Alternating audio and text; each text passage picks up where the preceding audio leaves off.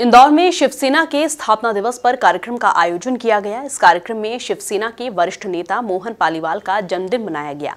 इसके साथ ही मोहन पालीवाल के द्वारा लिखी गई पुस्तक बाला साहेब का एकलव्य ई पुस्तक का विमोचन भी किया गया, जिसमें कई विशिष्ट अतिथि मौजूद रहे। देखिए हमारी यह रिपोर्ट।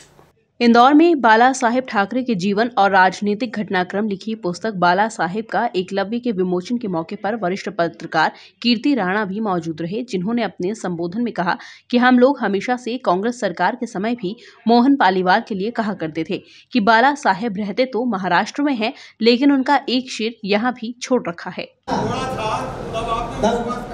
तब हमने फिर इन पे विश्वास करना शुरू किया और मैं इनको कहता था कि यार बाला साहब तो वहाँ बैठे हुए मुंबई में और शहर यहाँ छोड़ दिया उन्होंने। बाला साहब का शहर मध्य प्रदेश में मोहन पालीवाल हुआ करते थे।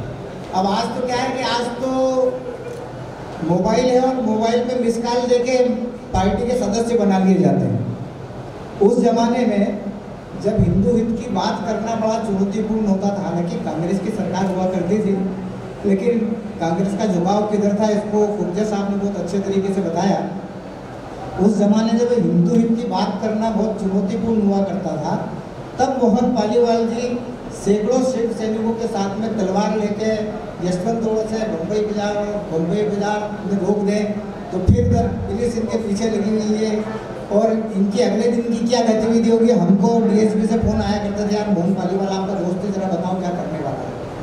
कार्यक्रम में कई विशिष्ट अतिथि शामिल हुए, जिन्होंने बताया कि यह किताब युवा पीढ़ी को प्रेरणा देने का काम करेगी, क्योंकि एक राह पर चलकर कैसे अपना मुकाम हासिल किया जा सकता है, यह काम बाला साहेब ने कर दिखाया था।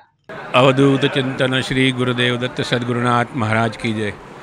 वास्तव में बताऊं तो यह कार्यक्रम गैर राजनीतिक कार्यक्रम रहा है। बाला साहब पर मोहन पालीवाल जी ने जो ई बुक लिखी है, वो ई बुक का विमोचन आज इस यहाँ पर हुआ है और उस माध्यम से बाला साहब की जीवनी है और जो मोहन पालीवाल जी के साथ में उन्होंने जो अपना समय व्यतीत किया हुआ है, उसका पूरा विवरण इस किताब में आता है। इस माध्यम से युवाओं को एक प्रेरणा मिलती है कि किस प्रकार से संघर्ष करके आप अकेला चल के भी किस शिखर तक पहुँचे जा सकते हो।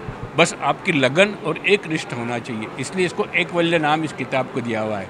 अकेला चलते हुए उस शिखर तक पहुँचना ये एक बहुत बड़ी चीज़ है। उसके बारे में इस किताब में बहुत सारी बातें, अनुभव उनके साझा किए हैं। ये अनुभव राजनीतिक कार्यकर्ताओं के लिए बहुत काम के होते हैं, क्योंकि किस प्रकार से किन परिस्थितियों में किस प्रकार से सफलता पाई जाती है, इसके बारे में इसमें एक फर्स्ट हैंड वो होता इम्प्रेशन रहता है और इसलिए ये किताब बहुत महत्वपूर्ण है राजनीति के कार्यकर्ताओं के लिए, राजनीति के अध्येताओं के लिए, और जो सामान्य जन है उनको भी ये जानने में बहुत रुचि रहती है कि किस प्रकार से राजनीतिक व्यक्ति अपना काम करते हैं और सफलता को प्राप्त करते हैं। वहीं अपनी ई पुस्तक बाला साहेब का एकलव्य के विमोचन के मौके पर मोहन पालीवाल ने कहा कि उन्होंने कई दौर देखे हैं, जिसमें उन्होंने बाला साहेब ठाकरे की विचारधारा पर चलकर अपना मुकाम हासिल किया है।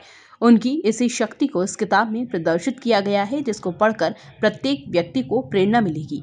संक्षेप में कही, मैं भी संक्षेप में कहना चाहूँगा, हिंदू हृदय सम्राट सर सेनापति शिवसेना प्रमुख बाला साहब ठाकरे ने जो मुझे प्यार और स्नेह दिया, वही कारण है कि आज मैं इस उम्र के अंदर भी उस ऊर्जा से इस किताब को 8 साल में लिख पाया हूँ।